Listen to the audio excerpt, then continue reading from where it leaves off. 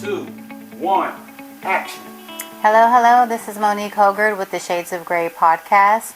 We are finishing up on our new construction series, and I'm going to talk to you today the advantages about using a realtor. So as you heard from the last segment, the builder representative did state that it is very important to bring a realtor with you because there are advantages and disadvantages. So I'm going to touch on the contract, which is, to me, one of the most important things. There are a few different things that you need to focus on when you are going through a contract with the sales rep for the new construction builder. The scope of work or specifications is the very first thing that must be defined. It basically tells you very specific information as far as the plans, the drawings. It helps to prevent misunderstandings of what is included if they are going to construct your home. Now, this is just to talk about homes that are being built. With this particular builder, we don't have to worry about that because the homes are already inventory. But I just want to make you aware of what to look for if you are going into a new construction, new build community. Timeline and delays. Timeline and delays can happen at any given moment. We have weather. We have people that are sick that tend to call in. Anything can delay the process, and you want to make sure that your contract specifies when the project should be done. Sometimes they will not put that. It may just have a to be determined simply because of the fact that delays can occur, but you do want to ask the builder representative what is going to be the time frame of the project, at least to give you an idea. Payment schedule, that's going to always include your deposits, your earnest money that has to be paid up front, and you just want to make sure that if they are breaking up the payment, if there's going to be a final payment due at completion, that needs to be noted in your contract. Change orders, anytime that you happen to do an upgrade or you change anything that was initially written in the initial contract, they have to do a change order. They have to clearly outline what that price may be. It could be something as simple as speakers, adding speakers to like a surround sound. If you want to, some builders, they don't have sod. This particular builder does, so that is a great thing, but sometimes people don't find that out until they sign the contract that the sod is not included. But you just want to make sure if there's any changes made from what you initially signed, that information is going to be provided in the contract. Warranties or guarantees. As the representative mentioned, there are warranties or guarantees based on the structure and any appliances or things of that sort that they are going to provide for you. So you have a refrigerator, you have a washer and dryer that is going to be provided. There should be a warranty that is included with that.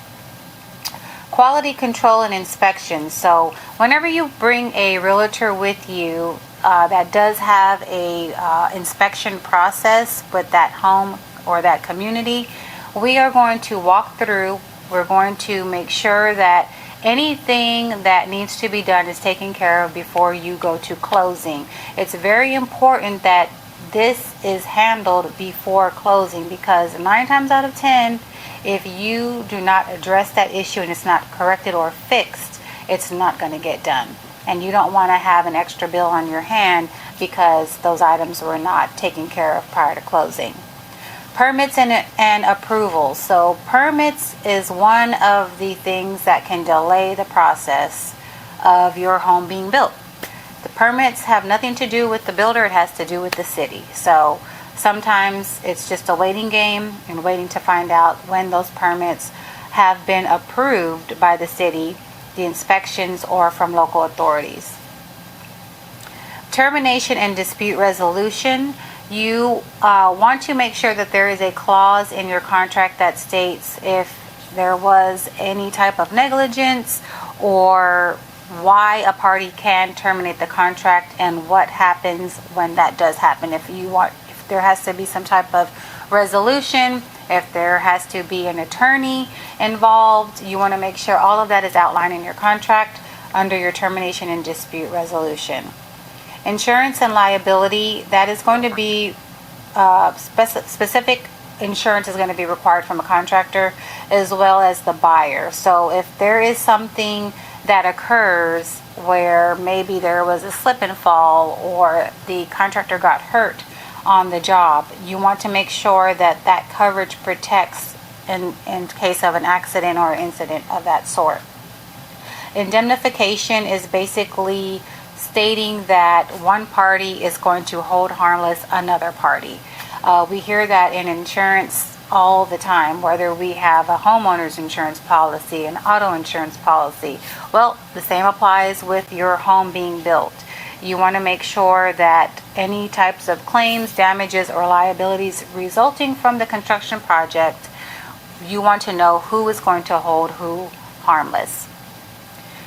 And ownership and plans of intellectual property, you want to specify who is going to own the survey, who's going to own the deed, who's going to own anything, any plans that had to pertain to the construction project.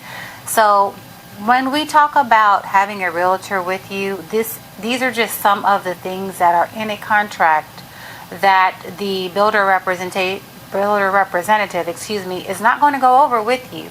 As the gentleman said in the previous in our previous segment, they are going to send this document to you via DocuSign, and it's going to be on you to understand what you're reading. If you have an attorney, I would definitely suggest to have an attorney review that if it's a friend or a family member. But these contracts are very crucial and they are very serious. So if you do not understand what you are reading or understand what you are signing, please either seek the representative to make sure that it is clear to you, or make sure that you do talk with an attorney to make sure that you understand exactly everything in that document before you sign, because once you sign on that dotted line, there's no going back. So those are my tips for you guys. Again, thank you so much for watching and being a part of the show. We hope that this information has been very helpful for you, and now you understand why when you come to an establishment or you come to a home without a realtor, why it is crucial for you and how it can be more detriment than it can be of help. So if you have any questions, my name again is Monique Hoggard. I work with eXp Realty. My phone number is 832-578-4021. And you can reach me by email at tmoniquehoggard@gmail.com. You can reach me on Facebook at Monique and Instagram at Making Moves with _Monique. Thank you guys for viewing, and don't forget to like and subscribe.